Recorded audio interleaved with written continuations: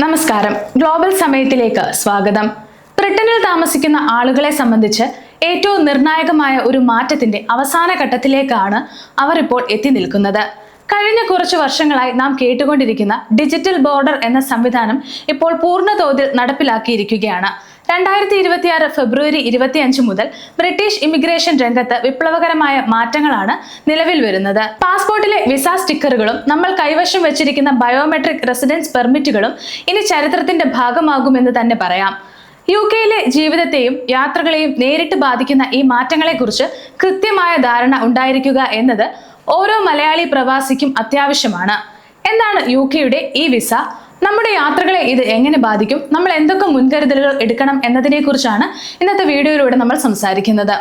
എന്താണ് UK-യുടെ ഈ വിസ മാറ്റം? നമുക്ക് നോക്കാം. UK ഹോം ഓഫീസ് നടപ്പിലാക്കുന്ന ഡിജിറ്റൽ ബൈ ഡിഫാൾട്ട് പോളിസിയുടെ ഭാഗമായാണ് ഈ മാറ്റം വന്നിരിക്കുന്നത്. സാധാരണ ലഭിക്കുന്ന വിസ രേഖകൾ ഇനി മുതൽ ലഭിക്കില്ല.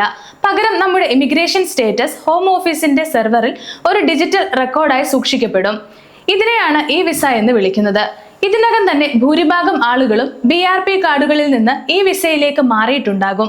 എന്നാൽ 2026 ഫെബ്രുവരി മുതൽ പുതിയ വിസിറ്റർ വിസകൾക്കും മറ്റ് താൽക്കാലിക വിസകൾക്കും പാസ്പോർട്ടിൽ സ്റ്റിക്കർ പതിപ്പിക്കുന്ന രീതിയും പൂർണ്ണമായി നിർത്തുകയാണ്.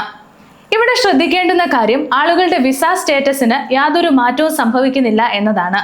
ആളുകൾക്കുള്ള അവകാശങ്ങളും നിബന്ധനകളും പഴയതുപോലെ തന്നെ തുടരും. മാറുന്നത് അത് തെളിയിക്കാനുള്ള രേഖ മാത്രമാണ്.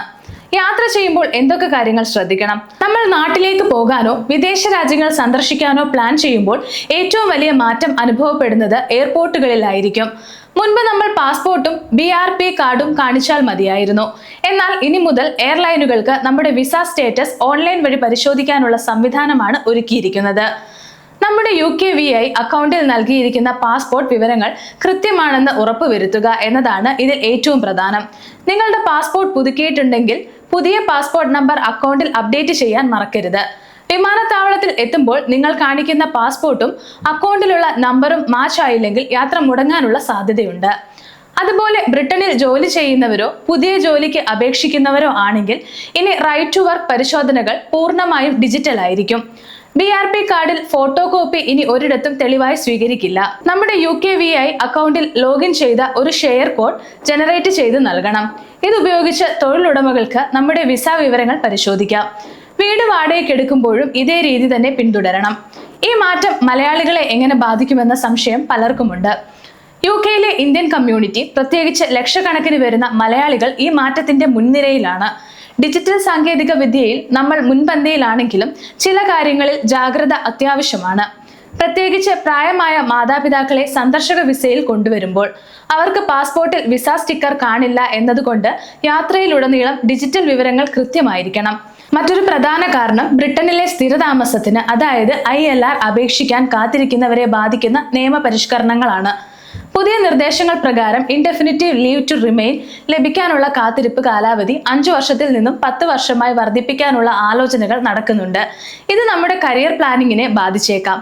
എന്നാൽ ഉയർന്ന വരുമാനമുള്ളവർക്കും NHS പോലെയുള്ള സേവന മേഖലയിൽ ജോലി ചെയ്യുന്നവർക്കും ചില ഇളവുകൾ പ്രതീക്ഷിക്കുന്നുണ്ട്. എന്താണ് ഇനി നമ്മൾ ചെയ്യേണ്ടത്? UKVI അക്കൗണ്ട് പരിശോധിക്കുക. നിങ്ങളുടെ ഈ വിസ അക്കൗണ്ട് ആക്റ്റീവ് ആണെന്ന് ഉറപ്പുവരുത്തുക. വിവരങ്ങൾ പുതുക്കുക. പുതിയ പാസ്പോർട്ടോ പുതിയ ഫോൺ നമ്പറോ ഇമെയിൽ അഡ്രസ്സോ ഉണ്ടെങ്കിൽ അത് അക്കൗണ്ടിൽ കൃത്യമായി അപ്ഡേറ്റ് ചെയ്യുക. യാത്രയ്ക്ക് പുറപ്പെടുന്നതിന് കുറഞ്ഞത് ഒരാഴ്ച മുമ്പെങ്കിലും അക്കൗണ്ടിൽ വിവരങ്ങൾ കൃത്യമാണെന്ന് പരിശോധിക്കണം. കുട്ടികളുടെയും ആശ്രിതരുടെയും അക്കൗണ്ടുകൾ മാതാപിതാക്കൾ കൃത്യമായി നിരീക്ഷിക്കണം. ബ്രിട്ടീഷ് സർക്കാർ വിസ സംവിധാനം ലളിതമാക്കാനാണ് ഇത് ചെയ്യുന്നതെങ്കിലും സാങ്കേതികമായ പിഴവുകൾക്ക് വലിയ വില നൽകേണ്ടി വന്നേക്കാം. അതുകൊണ്ട് തന്നെ നമ്മുടെ രേഖകൾ ഡിജിറ്റലായി സൂക്ഷിക്കുന്നതിൽ അതീവ ശ്രദ്ധ പുലർത്തുക. ഈ മാറ്റങ്ങളെക്കുറിച്ച് നിങ്ങൾക്ക് എന്തെങ്കിലും സംശയങ്ങൾ ഉണ്ടെങ്കിൽ കമന്റ് ബോക്സിൽ ചോദിക്കാവുന്നതാണ്.